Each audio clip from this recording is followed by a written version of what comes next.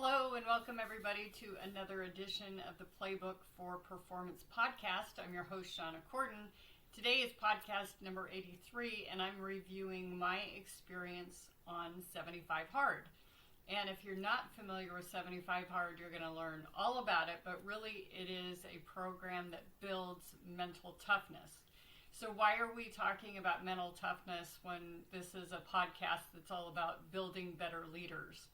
Well, sometimes leaders have to make tough decisions. It means that they have to be disciplined in order to make those decisions and not defer to the path of least resistance or what's convenient at the time. So let's get into it. So, if you're not familiar with 75 Hard, this is a program that was formed by Andy Frisella. Andy owns a number of businesses, including First Phorm and some other organizations, quite famous, I think, and based in St. Louis, Missouri. There's a couple things I really love about him in that he's big on freedoms, he's big about America, and he doesn't apologize for it. Now, if you hopped over to his podcast and you listened to MFCEO, you would find that he has a couple of different formats, but his vocabulary is far more colorful than mine. So just a little disclaimer there. Again, it is a program about creating mental toughness. A lot of people have this misconception that it's about building physical endurance or fitness or something like that, because there are those components to it, but that's not what it's about. It is a series of tasks that need to be completed daily, consecutively, without fail, for 75 days straight, hence the name 75 Hard. There are also some follow-on pieces to it. So if you choose, after completing 75 Hard, you can go on to Live Hard and more tasks are added, etc. So some key points about it that I think really contribute to the mental toughness is that it requires some planning. So a lot of times when you're trying to accomplish these tasks that are not overly complex, you've got to slot them within your day if you're traveling, if it's during the holidays. So in hindsight, I probably would not have chosen to do it over Thanksgiving and Christmas and our Civil War here in Oregon. This is our big, college football game, things like that, because one of the pieces has to do with no alcohol. And, those usually come with those events. So it really requires you to overcome that. Well, I'll do that later, or I'll get to that tomorrow, because you got to do it today. Otherwise, you have to start all over at day one.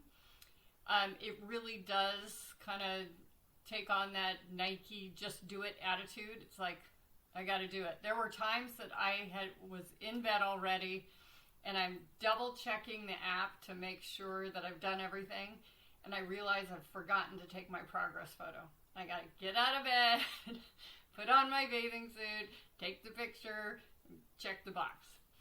So that was one of those things. You just had to do it. Prioritization, these 10 I think it's 10 tasks, you've got to figure it out and prioritize those over other things that you might have planned. And at times that really inconveniences others. So my husband was a real trooper. He did not do it with me, but there were multiple times that we were either traveling or something else where I needed to get in my outdoor 45-minute workout. And at times I was going in circles up and down our small little street, at 10 o'clock at night in my down coat because it's snowing, just to get that second workout in. Other times, he kept me company, which was really great. And so one of the workout things has to be outside, no matter what the weather. And I'll get into that in just a second. But I think those are really the key points. It requires planning. If you follow the 75 Hard hashtag on Instagram, you'll see there's a lot of people who, they're taking a flight at 5 a.m. They're going to be flying. They might have to get up at 3 a.m. to do their outdoor 45-minute workout in order to keep the chain alive. So Couple of reflections. So I first heard about 75 Hard, I think in the summertime. And I was very tempted to modify the plan. Like, maybe I'll do all of it, but I'll continue having alcohol. I mean, we're owners in a winery. And the Willamette Valley has some of the best wines, ever. And so I thought, or maybe I'll do the 2 workouts, but I'll do them back to back, because then an hour and a half is not that big a deal, compared to whatever. There was real temptation there, but I decided to order the book, and I will guess that not everybody orders the book. And what I have to say, I got a really nice handwritten letter from somebody who shipped the book. I'm sorry, I don't remember who wrote it. Just talking about their hopes for me and what the book's about, etc. So I read the whole book, and then I just chose my date. I do think all the habits are worthy habits. I didn't think any were silly or didn't make sense. One of the new habits that comes with the Live Hard, 100 is a 5-minute cold shower. And even though I've read the benefits of that, or cold plunge, etc., I'm like, I don't know if I think that one's worthy. So at least for 75 Hard, I can confirm that all are worthy habits. Some were definitely harder than others. By far, the hardest one for me was to drink a gallon of water a day. I was already drinking a good 75 plus ounces of water a day, but it was a big deal, and nothing was more discouraging to me to come up from my office at the top of the stairs and look at my gallon, jug, and see that I had half of it still to drink at 5 p.m. It was so discouraging. So that was one of them that was definitely harder for me than others. The app that comes, or that you can order, I think it had a flat fee of like $4 or something like that, $5, was super helpful to be able to, see what was left to do. And also you could have reminders. So you could say, I had a thing, I do my reading at night, so I had a reminder at like 8 p.m., like, don't forget to read. A lot of these habits I was already doing, but I wasn't doing them every day. And that made a big difference, because, let's say that I hadn't done my 45 minutes of stretching or whatever, and it's 8 o'clock, I might go, well, I'll just do it tomorrow. But with 75 Hard, no, you're doing it today or you're starting over again. I will say, so I ended my 75 Hard on February 7th. I was joking with all my friends that I was going to have a dirty martini for breakfast.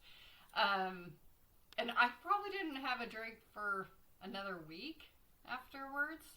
Just didn't seem like, I was surprised. I really wasn't looking forward to it. So a lot of these habits I really did aspire to continue, but without the challenge, I probably hit 5 out of 7, and I definitely haven't been drinking a gallon of water a day, but I noticed from drinking a gallon of water that I was having less breakage in my hair and my nails, and in general, I had more energy, and so I'm trying to work back up to that gallon. So I still fill it every day, but I haven't quite got to drinking the whole gallon again. So,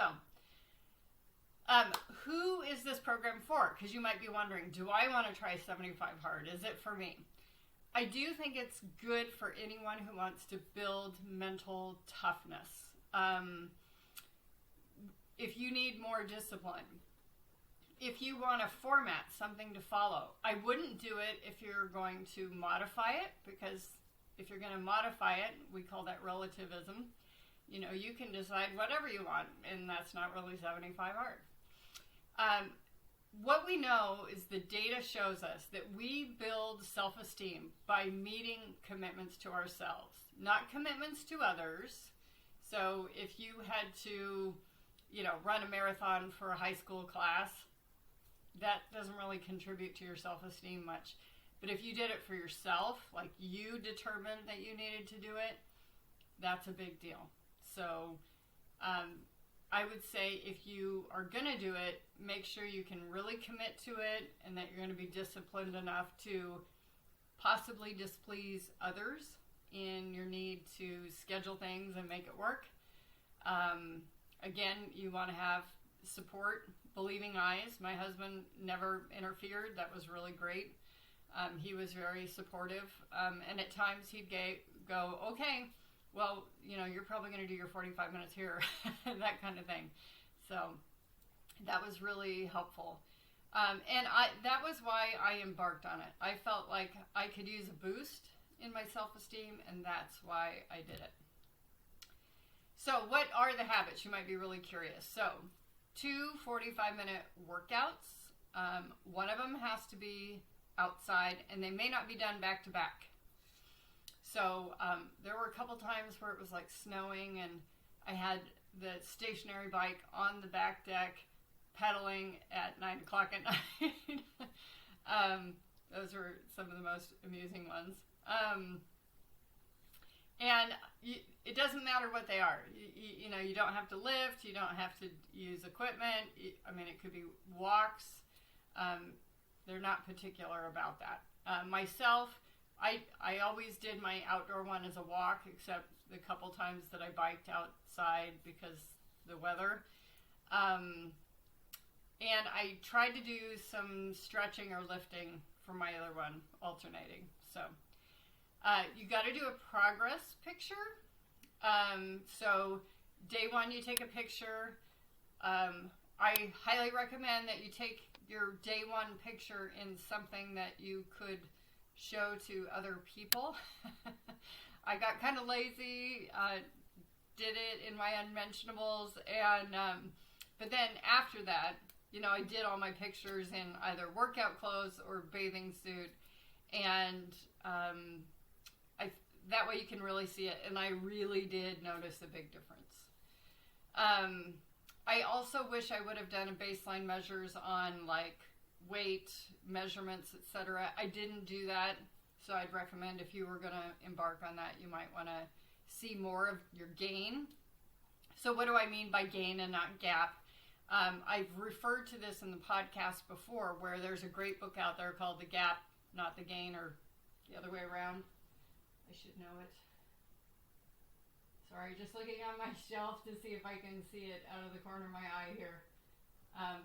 Not seeing it, but the idea is that, often we are comparing ourselves to the ideal that's out there, and we're always disappointed because we haven't reached that pinnacle yet, that perfection state, whatever it might be. But we would be so much more satisfied and happy if we just compared ourselves to where we started from. So measuring our gain, measuring that, maybe we weren't working out at all, but now we're working out twice a day. Maybe we weren't drinking any water. We were just doing caffeine, sodas, that kind of thing. And now we're drinking a gallon a day, that kind of thing. So definitely you want to measure that progress that you've made from the beginning. 10 pages of reading, improvement focused. So it could be spiritual, business, entrepreneur, anything like that. Just not fiction, that kind of thing. And a lot of people go, 10 pages, big deal, right? Because a lot of us are heavy readers, and we might read for an hour a day or something. But I was surprised. I thought, that'll be the easiest one. But I didn't realize that I wasn't reading every day. And so there were times that I was like, I gotta get my book out. I gotta read. There was one time we were traveling, we were in a hotel, and I had forgotten my book. So here I am, I'm reading on my phone, an ebook, just kind of scrolling through to get through that. So a gallon of water I've already mentioned, and then following a diet. They don't care what kind of diet it is, whether it's keto, low carb, high carb, whatever it is. I've been following Bright Line Eating, at a 90% level for quite a while. And I continued with that. So I measure my food, etc. And So that was what I did. And then no cheat meals. So, you're not going to go have a ice cream sundae, I guess, unless that's on the diet, or alcohol. So, my advice, I think you should try it. I would suggest you do a trial couple of days to learn what it would take and how to time things. Because if you don't plan that gallon of water and get like 30 ounces in you like before 9 a.m., the rest of the day is really tough. And of course, those first couple days, you're going to the bathroom a lot. Your body hasn't taken on all that water yet, so you're not used to it. If you've ever tried to prep, like to play golf in really hot weather or something, and you think, oh, I got to drink a lot of water, it takes a couple days before your body can really assimilate it. So that was one of the things that I would highly recommend. And just the fact that you've got to look at your calendar and really slot each of those activities in and stay true to it. You can't, someone says, hey, you want to go do this? It's like, well, I can do this. Going out with friends, having dinner, or going to a party and not having a drink, that was something that I was just like, or eating healthy food. So a couple times at my book group, I brought my whole meal with me and brought a non-alcoholic beverage with me, just to make it all work. So I would say just make sure you plan a lot. I would say have some milestones in the day. By noon, I will have accomplished this, and this. By 5, this, and this. By bedtime, this, and this. Because you've got to complete it all before midnight. Do recognize your gains, pat yourself on the back, and do look at how your mindset shifts. I thought it would be a really big deal to kind of, eat healthy and not have beverages in some of these activities that I do with friends and family, and it really wasn't that big a deal. I was really surprised by it. So that's my advice about the program. Should you read the 75 Hard book? I think it tells you a lot about Andy and how he kind of created this over a long period of time before it formally became 75 Hard. I think it tells you a little bit about the movement. Is it necessary? No. So that's my review on 75 Hard.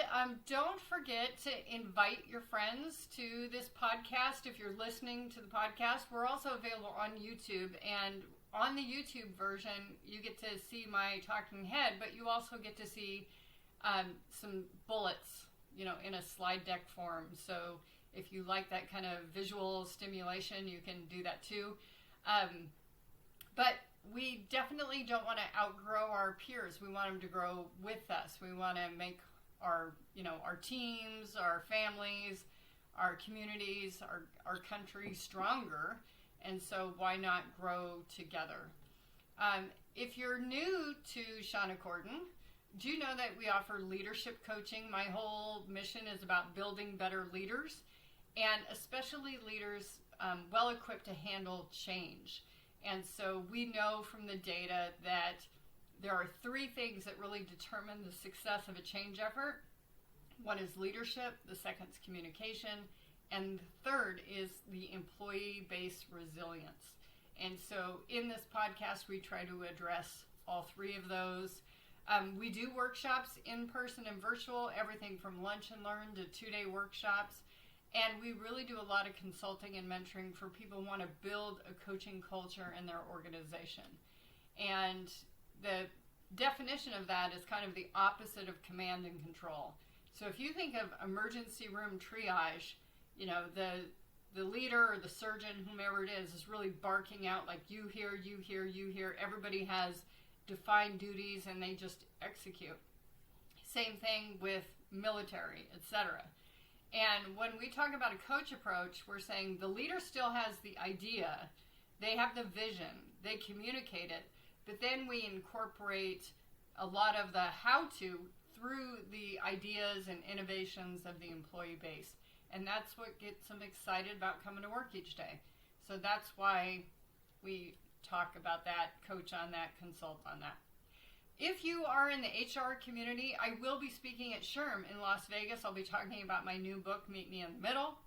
And I'll be speaking at ICF Converge in Orlando in August, and I hope to see you there.